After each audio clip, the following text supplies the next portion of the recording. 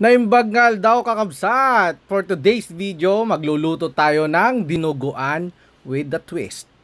By the way, sa Ilocano, ang dinuguan ay dinardaraan. Kaya magpainit na tayo ng mantika, magisa ng bawang sibuyas, and syempre, yung karne ng baboy natin na hinati-hati natin into cubes, lagyan ng asin, lagyan ng paminta, and isangkot siya nating mabuti. Pag nasangkot siya na nating mabuti yan, ilagay na natin ng suka, and lagyan natin ng tubig. Yung katamtaman lang na lubog. Then, lagyan natin ng laurel at pakuluan natin ng mga 15 minutes.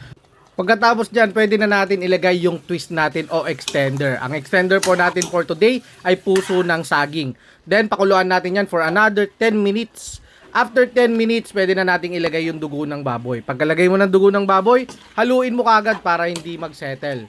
Tapos, pakuluan mo ulit for another 10 minutes hanggang sa makuha mo yung consistency na gusto mo.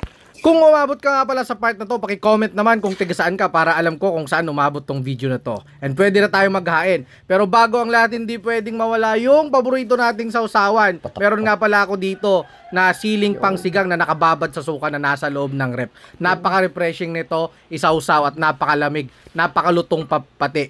So, lagyan na natin ng suka and pwede na tayong kumain. Ayan, mangal daw kami. So, special ito for today kasi kasama ko ang baby ko. So, bye-bye, mga kami.